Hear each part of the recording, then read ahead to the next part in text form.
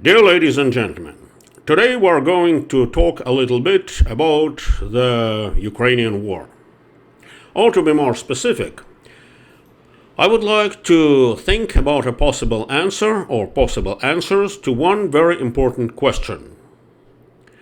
Why is the US administration trying to do all its best to sabotage the American and NATO support of Ukraine? Military support, I mean. Well. US President Joe Biden, who is so much appreciated and probably I should say beloved by many East Europeans, including but not limited to the Ukrainians and even the Baltic peoples, not all of them, but some of them at least, if not the majority. So, Mr. Biden is one of the major figures that sabotages that help. For some reasons, underinformed people do not understand that the majority of the US population, as well as the majority of Republicans, are supporting Ukraine and would like to provide significant military support to the Ukrainian armed forces. Everybody probably knows that almost a year ago, in April 2022, the US Senate anonymously approved Lend-Lease, the bill on Lend-Lease. And who is sabotaging it now? It's President Joe Biden, who didn't sign it and didn't launch it. Well, the United States of America are still providing certain military help to Ukraine, and so do American West European partners, and so do NATO partners, but it's not enough for Ukraine to win. It's more or less enough for Ukraine not to drown and not to lose the war. But it's not enough to win the war. Why so? Well, that clearly means that the US administration, or to be more specific, those who are behind it, because it's evident that Joe Biden is not an independent figure, not an independent player. The decision makers are behind the rules, right? So they want to extend the Ukrainian war for as long as possible. Why so? Well, there are many theories about that. Well, of course, it would be great to know exactly, but in order to do that, one needs to have real insiders' information. There are quite a few experts who claim that they do have insiders' information, but most of them do not. They are simply lying. Sorry for that word. Because those who really have insiders' information of that kind are usually silent. Because words are very dangerous.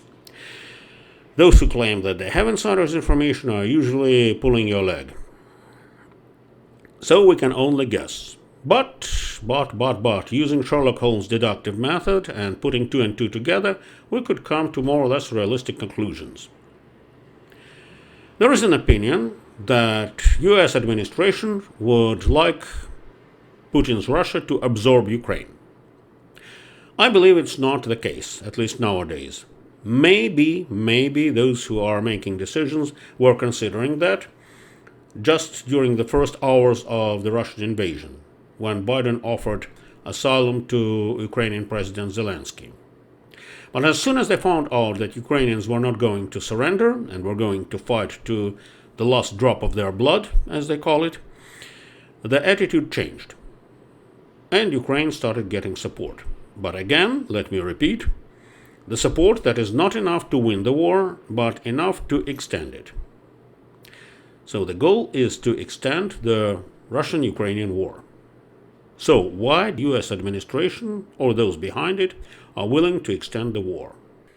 Before we go any further, let's listen to some competent Americans who would share with you and with me their opinion about US aid, military aid to Ukraine, which was supposed to be given, which aid could be given, which aid should be given, and was not given.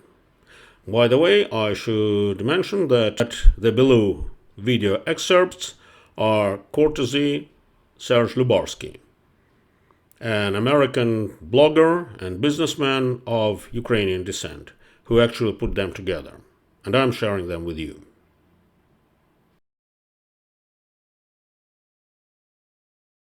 If you think about it, we should have been arming Ukraine in 2014 after the illegal annexation of Crimea, and we did. That was a mistake. We're catching up for it now. I believe in deterrence, not a punishment strategy, and I think we got locked into a punishment. Now, what do we do about it? We've got to get back in and establish a presence in the Black Sea. We had 3 U.S. commissioned ships in the Black Sea in December 2021. The command ship of Sixth Fleet, my favorite ship in the Navy, USS Mount Whitney, and 2 Burke-class destroyers, Porter and USS Burke. We pulled them out in December of 21 so as not to exacerbate the Russians and cause an invasion. Well, guess what? They did anyway. So my thesis is we never should have left.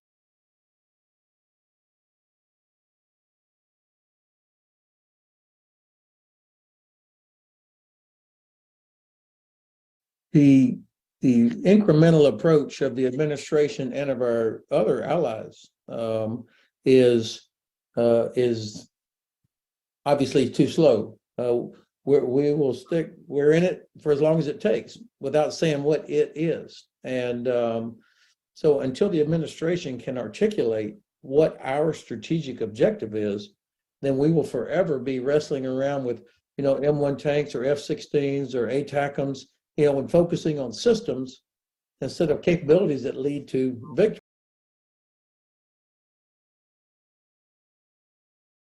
Now, I happen to believe that Ukraine can and should win this war this year. Crimea could be liberated by the end of this summer.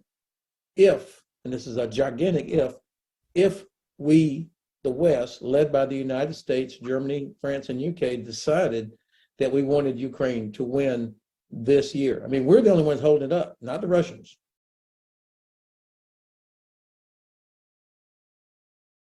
And there's talk about, how do we help Ukrainians not shoot so much ammunition, which is kind of bizarre since they're the ones that are fighting for their survival.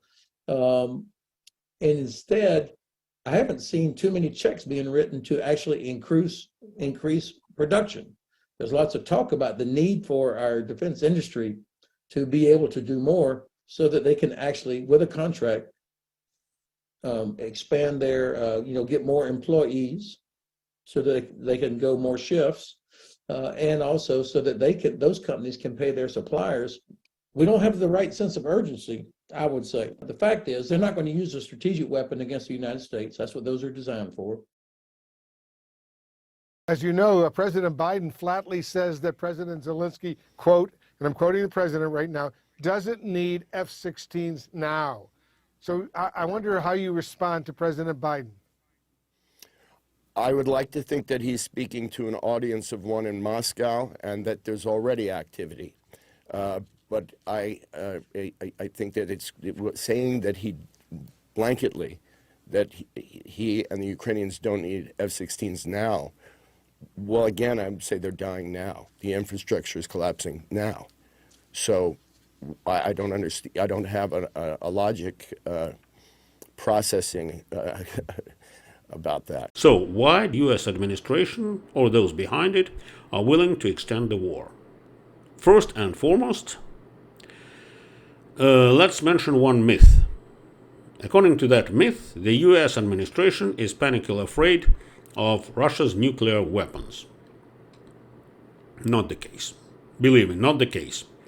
According to the open sources, it was in the year 1991, just after the collapse of the USSR, when the United States of America and her NATO partners were considering disarming Russia in the nuclear sense. To be more specific, they were considering to take nuclear weapons out of the Russian hands, just like they took nukes from the Ukrainian hands. You know about the Budapest Memorandum, right? You do, of course. So, the US administration and a couple of West European partners were planning to bribe Yeltsin's government with money, and in exchange, Russia was supposed to give their nuclear weapon to NATO. Russian government, according to some sources, agreed to that proposal, and the funds were ready to be transferred to Moscow. However, it was the US administration that insisted on the inspection of the Russian nuclear arsenal as the first step. After the inspection was over, those inspectors came to the conclusion, which they shared with the US administration, that Russian nuclear might was way exaggerated. The problem with the nuclear weapons is the nuclear warheads and other nuclear weapons require expensive and sophisticated maintenance. And by the end of the 90s, Russia didn't have professionals and didn't have finances to maintain their nuclear arsenal properly. So half of Russian nuclear arsenal was good for nothing. And accordingly, the funds that were supposed to be used to bribe the Russian government were significantly trimmed, to the extent that the Russian government refused that new deal.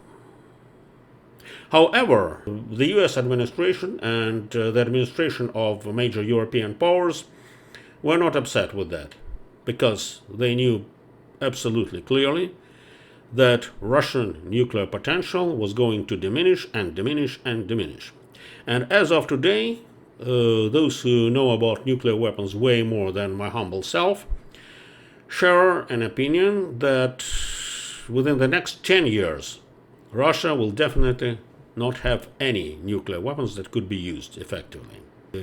Maybe Russia doesn't have it even right now. But within the next 10 years, that potential would be completely lost.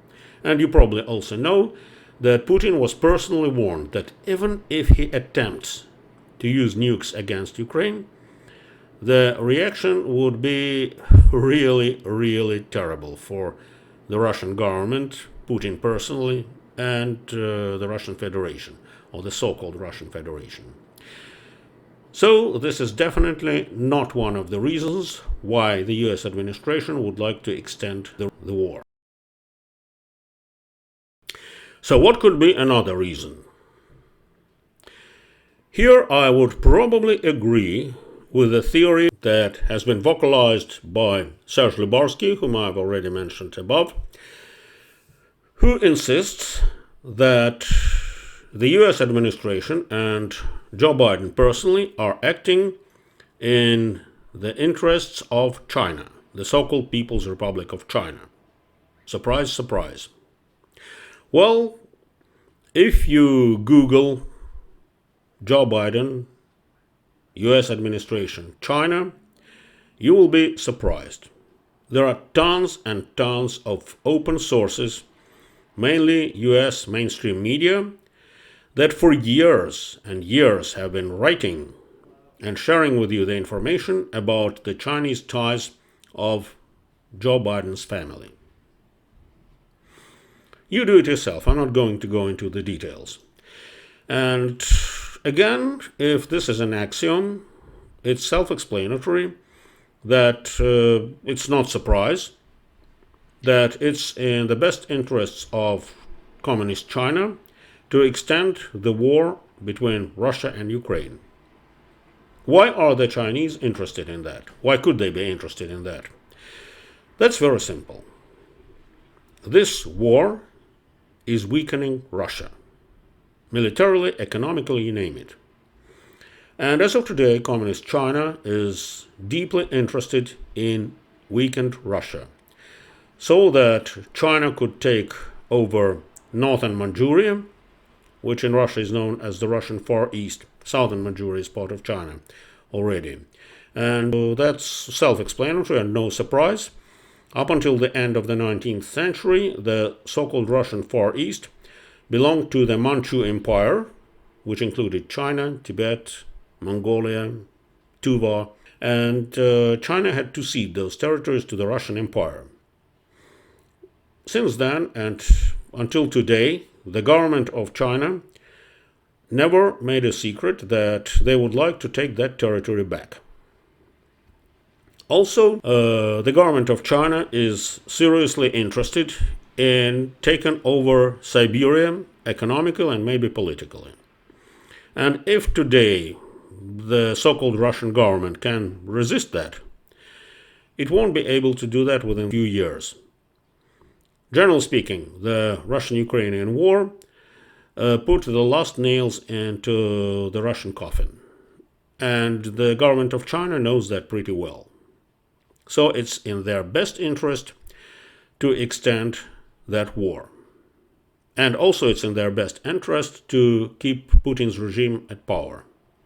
Because imagine there is some democratic government coming to power in Russia, which I personally don't believe. But of course, then the sanctions would be lifted and Russia could become part of some alliances, and China doesn't want that. On the other hand, there is another indirect proof that the US administration is acting in the interests of China, is that the US army is weakening as well. US government is providing Ukraine with ammunition, with shells, missiles, rockets, etc. And it will be absolutely no problem for the US military-industrial complex to reproduce that ammunition. But for some reasons, the US military industry is not getting any government orders to reproduce those products. So if those products are not reproduced, the US Army and Navy are weakening as well. And in whose best interest is that? In the best interest of China. So that's one theory. Let me repeat, I find that theory of Lubarsky quite interesting and probably quite realistic. And I also have my own theory, which I'm going to share with you within the next few minutes. In my humble opinion, the globalist forces who have certain plans for the future of our world, the plans that will include forcing us to do different things that we do not want to do. I can go into the details, but I don't want to do that, providing we don't have freedom of speech. And I also don't want to say something that would allow my opponents to use the stupid combination conspiracy theory. First, there's no theory, it's practice, and second, it's not a conspiracy. Anyway, in the best interest of the globalists who are going to reformat our world is to get rid of passionate, nonconformist people who are not going to do without thinking what they are forced to do. Like, for example, wearing some stupid masks, absolutely useless during existent or non-existent pandemics, or eating insects instead of meat, or. Such people, passionate, nonconformist people, are in the first rows of the Ukrainian defense. They are fighting in the ranks of the Ukrainian armed forces, and they are killed one after another as long as the war continues. By the way, the same way active Russian people are wiped out during this war. Not only the scum of the society, not only the conformists, but first and foremost, passionate and active people. Among them, those who would like to get out of jail, risking their lives at the front line. Those people are also not conformist. But again, the most important part of this project is to kill as many independently thinking, passionate Ukrainians as possible. Plus, another sub-goal of this project is to achieve total destruction of Ukrainian economy and infrastructure. After Ukraine wins this war, but I'm absolutely sure that Ukraine is going to win the war, Ukraine will need money, and more money to recover its economy, to recover its infrastructure, to rebuild its cities and villages, etc. The money will be provided as a sort of new Marshall Plan, but under certain conditions. And those conditions will be very harsh. Among those conditions would be guarantees that Ukraine never joins the anti-globalist efforts of such countries as Poland, Czech Republic, Slovakia, Hungary, and to some extent the Baltic states. That's another goal. in my humble opinion. So that's all I wanted to share with you today. Maybe I'm wrong, I don't know. Nobody knows, actually. But I hope that this video is kind of thought-provoking. Thank you very much for watching it till the end, and have a lovely rest of the day. Bye-bye.